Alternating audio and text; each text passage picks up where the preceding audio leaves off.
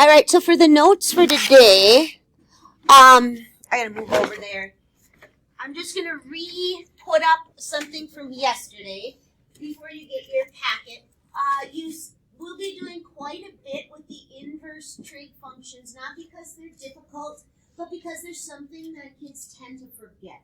All right, really, people don't forget what the derivative of sine is, or the derivative of tangent, or whatever.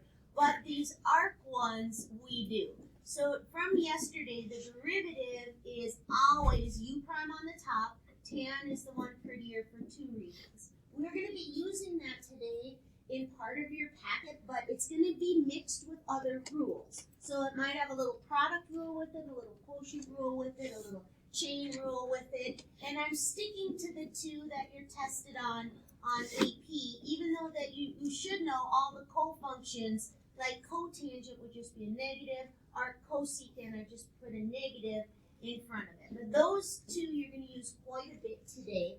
And then I'll bring them back in like 3 weeks, and half of you will at least have remembered them, and then we'll bring it. This is one I just kind of keep coming back to, so your memory doesn't let it leave. So you might be asked to do if y equaled, let's say, the cosine of arctan of 4x. It might be something like that, where I'm embedding a couple. Oops, I forgot my N. A couple skills. If I was asking you to do the derivative of this, which, and I'm talking loud because I'm recording, if you're wondering. I don't have my headset on. So anyway, what other derivative rule would I be testing on this? Chain. It's a function in a function. Chain rule says you do the derivative of the outside function first. You don't even touch the inside. What's the derivative of cosine? Negative sine. And I don't touch the arctan of 4x. When I'm done, I will now do the derivative of the guts. And I forgot the n again. I must be having n issues today. The derivative of arctan is just u prime. So in this case, I would have, times the derivative would be u prime. What's my u prime? 4 over 1 plus u, which is 4x squared. And you could just leave it. All right? So I might put it over x, and then you do the quotient rule or something like that. So those will be back, but just mixed. All right. The next thing that's kind of heavy on today's review is implicit. So I have a few implicit ones. So we'll practice one of those. X squared plus 2xy minus 3y squared equaling, let's say, 5. If I were to ask you to find dy dx, you would know this is implicit because I've got the x's mixed with y's. It's just not y as a function of x, like this one was. This is explicitly defined, y as a function of x, that they're mixed. So remember, and I know I'm talking fast, it's a review, so you shouldn't need a full lesson on it implicit. If you do, go do your own full lesson, like via AP Classroom or Khan Academy, you're perfectly allowed to self-study, but I'm just doing one of them. Remember, we do the derivative of both sides. What's the derivative of the constant with respect to any variable in the world? 0.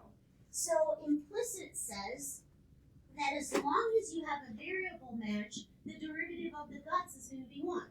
I would do 2x dx. So this is just 2x. Done. What rule am I worried about that you're going to miss for that guy? Product. Excellent. The fact that you said it means I'm not as worried. All right. But it did happen last hour. Two groups, they were like not getting the same answers. One had used product rule, the other had neglected it. So it does happen quite a bit. My first function I'm going to say is 2x. What am I going to call my derivative of my second function? dy dx or y prime I allow with these. I don't allow y prime when it's situational, like if it was dw dt and you call it w prime. Don't do that, but it's allowed here just for ease in writing. So that's first d second plus second, and the derivative of 2x with respect to x is just 2. So that, it's just 2. And then how about my minus 3y squared? minus 6y times what? Y prime. Perfect. I'm glad that you're remembering this still. And then we get all things y prime we keep on the left, and I'm going to do a 2 for 1. I'm going to factor it out while I keep it. So this term is now set. I'll do a minus 6y. This term is now set. And then the other stuff goes over here on the other side of my screen, and I would subtract them to move them over. And what's the last thing we always do? Divide. Yeah, so that should be enough of a 2-day lesson from October to bring back implicit. If you're like, that's enough, then you're right where you should be. Because that's kind of how there's a few things we do like a full day of just that topic, but usually we're going to be mixing things. All right? The other thing I'm going to mix on you today, I'm going to kind of call it, you don't really have to know how to do it. All right? It'd be great if you did, but if you can't do it, I'm only doing one example. It is new. All right? Sort of. It's going to mix a little Algebra 2 skill with yesterday's stuff. Is it on the AP exam? I've seen it twice. It's 2 multiple choice questions over the course of my almost 12 years of teaching AB. I've seen 2 questions ever. All right, so the odds of you getting one on the AP exam are slim to none. Does that make sense? So that's why I'm doing one example. If you don't get it, just be like, I'm fine getting one wrong if by chance it's on there. But I want to expose everybody to it, because if you were taking this, I always say in my BC class, if you're taking this at the U of M, this is something that would have been tested. All right, so I like to expose you to all of that stuff. Do I think you're going to have to do one on the AP test? I doubt it. But here's what I'm going to, and they were fine with it last hour. I mean, they didn't really seem, I didn't see too many eyes glaze over. So I'm going to integrate. I just did a derivative. Notice the skills I'm just mixing. Right? I just did an implicit. I did some arctan chain rule, and now I'm integrating. And your head's going to be going like this a lot while we do our review. I keep looking at the backboard because I did it on the backboard last hour. I had to record this hour. Sometimes I just like to get away from my smartboard, so I'll go back there and teach. All right, this guy right here. We're going to talk about it. If you can do it, great. There's 4 extra credit ones on today's assignment. And then you might never see it again. So, when we integrate, let's follow our general rules. Our constant comes out front no matter what, just because sometimes just doing that helps you kind of figure out what type of integration it is. What if I always said is your go-to? What does your brain always try first for integration? And that, USUP, yeah, and that's going to hold until you're done with Calc 4 if you're supposed to be going all the way. All right, you will always, when you're integrating, and say, I bet this is USUB, and you'll try it, and it'll work most of the time.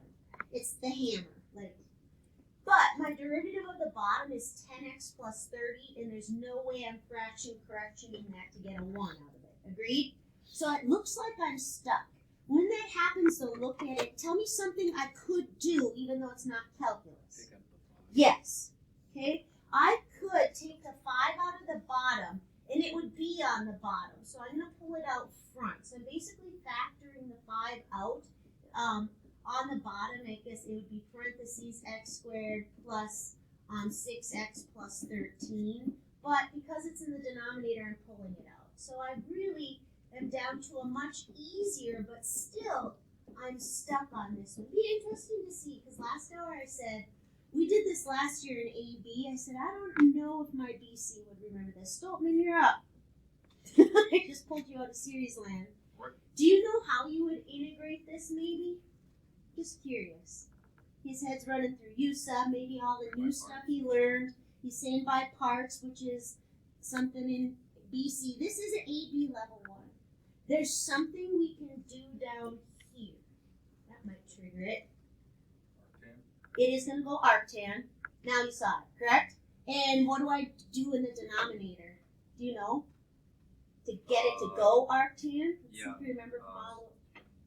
Yes. I can't remember what it's called. I know. Completing square. There it is. All right. Awesome. You got it.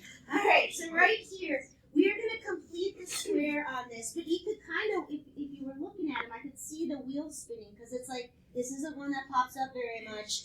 And I could see him thinking of stuff, and 5 parts popped into his head because it would be a candidate actually for this one. It just wouldn't work. But then it clicked, and that's kind of how it's going to be. You're not going to do it very often, so you just kind of have to look at it and go, well, I got to try something. The minute he said arctan, he would know what to do. You might say, this doesn't look arctan at all, LaRude. I need to create it to look arctan. So this is where the Algebra 2 comes in, because you need to complete the square on these first 2 terms to get something squared. So from Algebra 2, they would tell you, you take how much of that term. Do you remember? What do you do with it? Half of it. And you're thinking 3, right? Whatever it is. And what do you do with the 3? Do you remember? Do you remember what you do with the 3? Because they call it completed the square. There we go. All right. So I am going to take half of that and square it, which is a 9. And what you do, I'm going to keep this in red because I'm going to color code mine. I'm going to add that 9. And I'm going to go like this, but I'm going to do it in a different color because adding the 9 is perfectly legal in math. Kind of do what you want. You just have to make sure you never divide by 0. You never put negative numbers. And that if you do other things, you always keep things in balance. The minute I added that 9, I am no longer having an equivalent integrator. But that's easy to fix too. Because if I added 9 and I don't want it there, maybe I should just do what with it? Subtract it. Yeah, I heard somebody whisper it. Maybe I should just do that. Basically, I've done nothing in the denominator. Wouldn't you agree? Like, numerically, the denominator is as it's always been. Even like if I put the 5 back in, I'm back to my very original one that I had up there. But this now can be given a facelift because I completed the square on it, and the reason you complete the square is so you can write it as something quantitatively squared. Agreed? What's my something? Here it is. And that is my function of x, also known as u squared. This is a super nice number. Right? Love it. That's now very arctan. Wouldn't you agree? What's my a in my arctan model? That's the a squared. 2. Yeah, exactly. So I'm going to write it over here. My a is equal to 2. There it is. There's my a squared. And what's my u in this scenario? X plus 3 is my u, which I like. Because my du is exactly dx, so I don't even need a fraction correction at all going anywhere. I can just go to my arctan model. Let's see if Stoltman, I'm going to disrupt your test again because this is kind of interesting for me. All right? I always say that the stupid mnemonic I use for what arctan is once I get the u over a is dumb, and I never understood it the first year we did it, but it always sticks. Do you remember what arctan a squared plus u squared passes off to? Urine analysis. Okay, so, all right, arctan. See, I don't know why people remember that. I don't know, I really don't. Urine analysis would be my u over my a. Anything else? 1 over a. Yep. 1 over a arctan. I don't know why people remember that. I think it's just because it's got p in it or something. I don't know. But it works. There you go. So I would cancel my 2's, obviously, but what did I forget? I did. I forgot my good friend Carl. Not deadly when I'm on the screen or on paper, but on Delta Math, it certainly is not fun to skip that. All right.